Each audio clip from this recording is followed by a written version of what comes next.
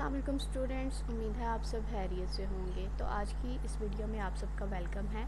मैं लेकर आई हूँ CS 101 की फ़ाइनल टर्म प्रिपरेशन की वीडियो। जैसा कि आप सब जानते हैं कि पार्ट 1 अपलोड हो चुका है और ये पार्ट 2 है। तो इसमें आपको ओवरऑल आपका जो CS 101 का सब्जेक्ट है उसकी फ़ाइनल टर्म की प्रिपरेशन करवाई जाएगी। इसमें मैं आपके सामने 40 सॉल्व्ड MCQs लेकर आई हूँ। तो आइए इस वीडियो को स्टार्ट करते हैं। उससे पहले जिन स्टूडेंट ने मेरे चैनल को सब्सक्राइब कर दिया है तो उनके लिए थैंक यू, और जिन्होंने नहीं किया वो जल्दी से पहले मेरे चैनल को सब्सक्राइब कर दें। तो चलिए स्टार्ट करते हैं। तो ये क्वेश्चन नंबर 51 है। 50 MCQs जो है वो पार्ट 1 में मैंने अपलोड कर दिए थे। आज हम 51 से स्टार्ट करेंगे और 40 MCQ यानी कि टोटल हमारे 90 MCQs जो हैं अभी ये होंगे। तो क्वेश्चन नंबर 1 है, which of the following is an example of CISC architecture processor के आर्किटेक्चर प्रोसेसर जो है CISC की, इसकी एग्जाम्पल क्या है। तो हमारे पास 4 ऑप्शन दिए गए हैं कि पावर PC है, इंटेल है, ARM है। तो ये देखिए हमारा जो B ऑप्शन है ये इसका करेक्ट आंसर है। तो चलते हैं अपने 52 क्वेश्चन की तरफ। विच of the following is not a group of machine instructions. तो मशीन इंस्ट्रक्शंस का जो ग्रुप है वो कौन सा इसमें ऐड नहीं होता। तो सेम इसी में हमें 4 जो हैं वो ऑप्शन दिए गए हैं। नंबर 1 है डाटा ट्रांसफ़र ग्रुप, B है अर्थमेटिक लॉजिक ग्रुप, C है मेमोरी एलोकेशन ग्रुप और D है कंट्रोल ग्रुप। तो इसमें हमारा जो C है वो करेक्ट ऑप्शन है, मेमोरी एलोकेशन ग्रुप। नेक्स्ट है हमारा question number 53, what is the main purpose of the control group of instructions.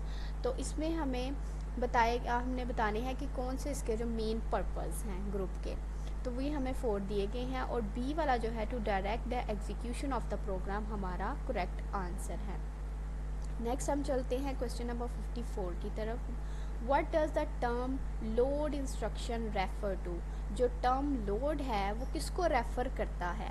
वो copy data from a register to memory को रेफ़र करता है, copy data from one location to another, filling a register with data from a memory cell, और number D है moving data from an device to memory.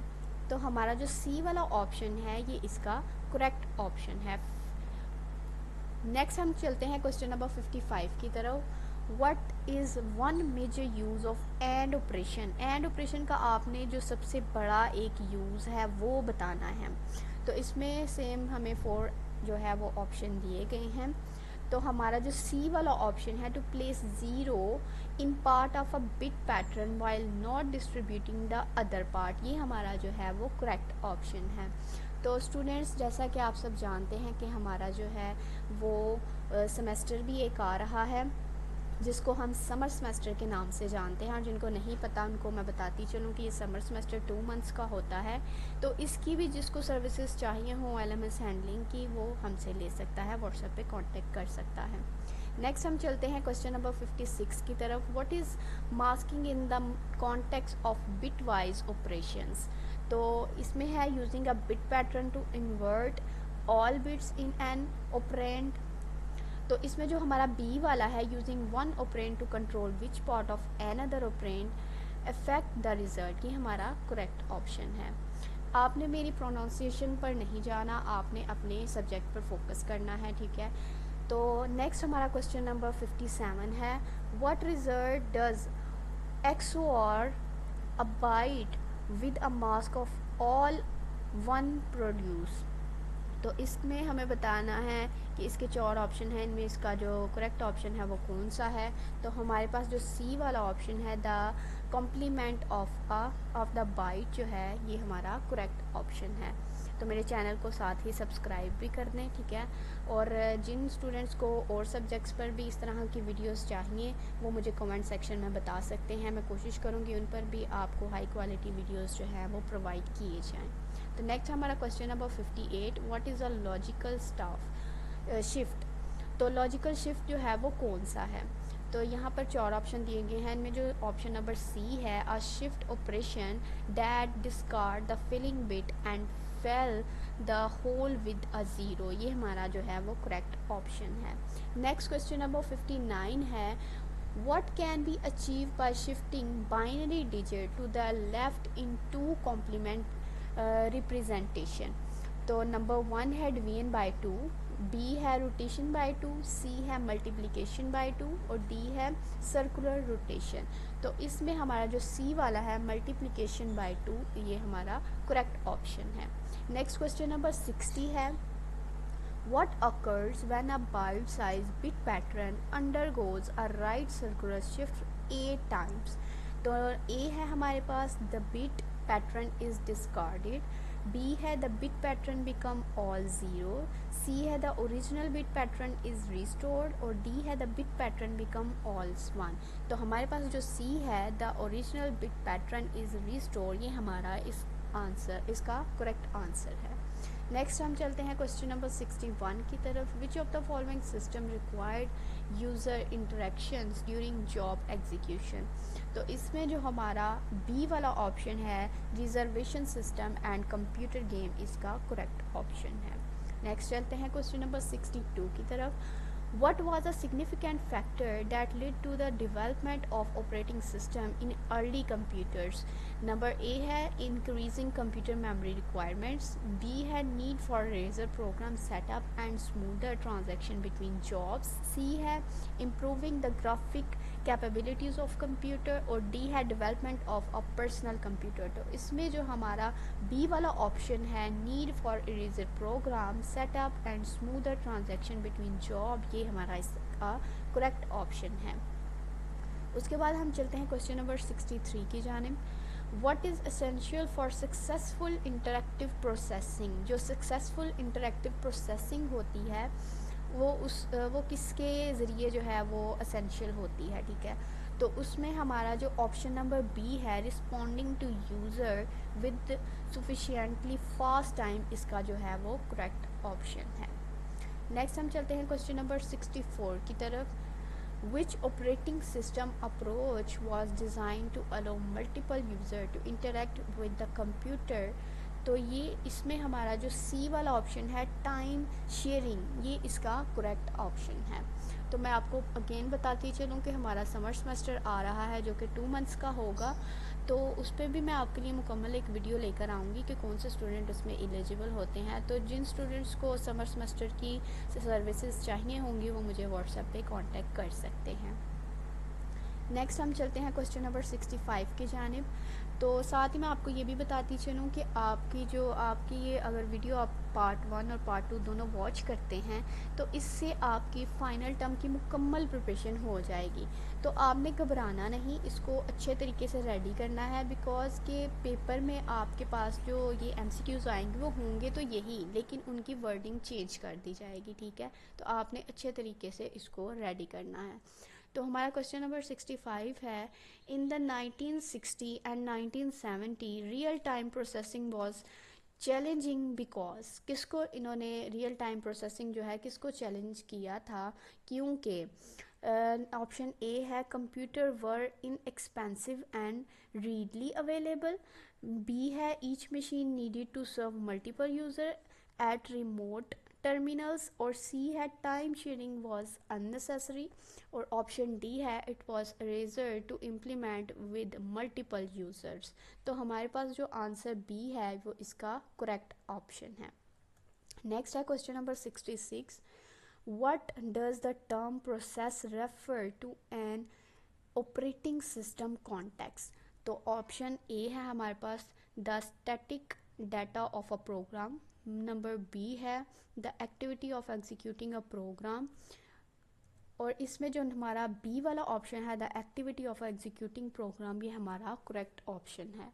Next है हमारा question number 67, what does the term process refer to an operating system context. तो ये वही हमारा जो है वो अगेन आ चुका है, तो इसका जो बी वाला ऑप्शन है the activity of executing a program, इसका करेक्ट ऑप्शन है। नेक्स्ट हम चलते हैं क्वेश्चन नंबर 68 की जानिब, what is included in the process state of a running program। Running program की जो प्रोसेस में जो चीज़ें इंक्लूड होती हैं वो कौन कौन सी हैं। ए वाला ऑप्शन है ओनली द प्रोग्राम कोड, कि सिर्फ प्रोग्राम कोड ही इंक्लूड होता है, बी है the value in CPU register and memory cell, C है only the final output of the program, और डी है the name of a program file. तो जो हमारा बी वाला ऑप्शन है the value in CPU registers and memory cells, ये जो है इसका करेक्ट ऑप्शन है। नेक्स्ट है हमारा question number 69, what does the dispatcher do when a process time slice end। तो इसके हमारे पास चार ऑप्शन दिए गए हैं। जो ऑप्शन नंबर बी है save the current state and select the next process to execute, इसका करेक्ट ऑप्शन है। नेक्स्ट है क्वेश्चन नंबर 70। तो मैं आपको फिर बताती चलूँ कि आपने इनको अच्छे तरीके से रेडी करना है, पेपर में कंफ्यूज नहीं होना। MCQs यही होंगे, बस उनकी वर्डिंग चेंज कर दी जाएगी। तो आपने इस चीज़ को मद्देनज़र रखते हुए इनकी प्रिपरेशन करनी है। तो क्वेश्चन नंबर 17 है what is the main what is the main rule of the schedule in an operating system। तो इसमें जो हमारा ऑप्शन नंबर बी है overseeing the execution of a schedule process, ये इसका करेक्ट ऑप्शन है। नेक्स्ट क्वेश्चन नंबर 71 है which instruction is used to prevent a process from being interrupted while testing and setting a flag in a critical reasons। तो इसके हमें चार option दिए गए हैं। जो ऑप्शन नंबर सी है इंटरप्रेट डिसेबल इंस्ट्रक्शंस, ये इसका करेक्ट ऑप्शन है।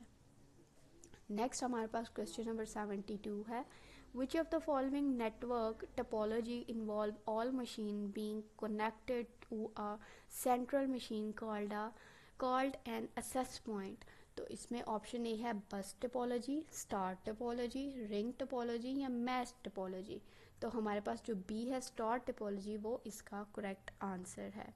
नेक्स्ट क्वेश्चन नंबर 73 है which network topology was popularized by 1990 and connect all machine to a common communication line। तो सेम ये वही उसी से मिलता जुलता हमारे पास MCQs आया है। तो इसमें हमारा जो करेक्ट आंसर है वो है बस टोपोलॉजी। साथ ही साथ मेरे चैनल को सब्सक्राइब भी कर लें।